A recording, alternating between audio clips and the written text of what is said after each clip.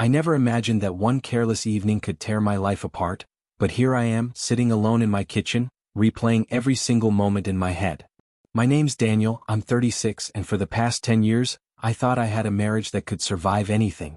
My wife, Vanessa, was sharp, ambitious, and endlessly charming. I loved her not just for who she was, but because I believed we were a team, a partnership built on trust, humor, and respect. Or at least that's what I thought. It all started last Friday. Vanessa had invited me to a casual dinner at her colleague's place, a small gathering, she said.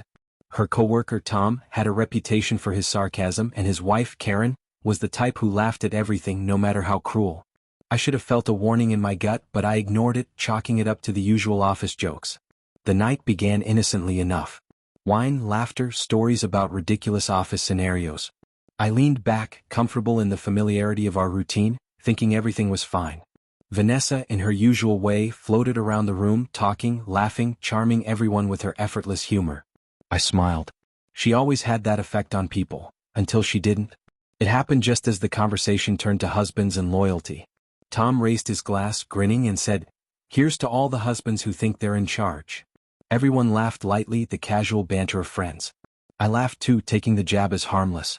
But then Vanessa tilted her glass toward me, her eyes sparkling, and with that signature mischievous grin she said, "Cheers to the oblivious husband, like mine, sitting right there thinking he's got it all figured out." The room erupted in laughter. I froze, my heart sinking, the joke cutting deeper than I expected. A cold, sinking realization hit me. I wasn't just part of the joke, I was the joke. Vanessa's laughter rang in my ears as Tom raised his glass, smirking. Right? He probably has no idea. I tried to laugh it off, tried to make a witty remark, but Vanessa's smile didn't falter. Her eyes didn't twinkle with affection. They glimmered with something else: power, dominance, a silent challenge. I felt the shift immediately. My chest tightened. The wine in my glass suddenly seemed heavier.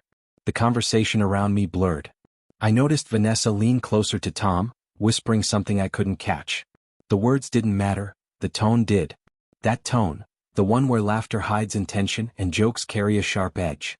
I realized too late that I had been blind to the subtle alliances forming around me, the playful betrayals that felt like jokes but weren't.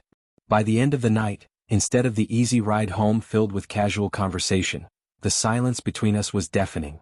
I tried to joke, I tried to ask her what she meant by her toast, but her replies were clipped, dismissive. Not angry, not yelling, just cold. The kind of cold that makes you question every memory, every shared laugh, every casual touch you ever took for granted. The weekend passed in a haze. She didn't initiate conversation, barely looked at me, and when she did, her eyes didn't meet mine. On Monday I found out why. It started with a simple text from a mutual friend. "Daniel, you need to see this before Monday. Trust me." Confused, I opened the link. It was a video from the dinner, taken by someone I didn't know. My heart sank as I watched it. Vanessa, Tom, and Karen, glasses raised, laughter ringing, and Vanessa saying the words that would echo in my mind for days. "Cheers to the oblivious husband, like mine, completely clueless." And then came the reveal. Tom leaned forward, smirking, and said something I couldn't believe. "And to think he has no idea she's helping me get that promotion at work. Cheers to Monday." My stomach twisted. That casual joke, the harmless toast I had laughed at, wasn't harmless at all. She had been colluding, subtly, laughing alongside someone she had chosen as an ally over me. The oblivious husband wasn't just me in jest. I was, quite literally, being undermined, sidelined, treated as irrelevant in decisions that directly affected our lives. Monday came. Vanessa didn't say a word. She walked past me in the kitchen, ignoring the tension that had been building since Friday. I couldn't stand it anymore. I confronted her, voice tight, almost breaking. "Vanessa, what's going on? Why did you make that toast?" She looked at me calmly, almost amused. Her words cut deeper than any joke ever could. "Daniel, it was just a joke. Isn't it funny?" I stared at her, incredulous. "A joke? You've been laughing with him, colluding, making decisions that affect us both. This is a joke." She tilted her head, almost mockingly. "You take life too seriously. I was just playing along. Everyone laughs, Daniel. Don't be so dramatic." I felt a mix of anger and disbelief, but mostly I felt a cold, quiet hurt. It wasn't just the joke or even the collusion. It was the realization that for years, I had been invisible in the eyes of someone I trusted the most. And now, that invisibility was public, recorded, undeniable.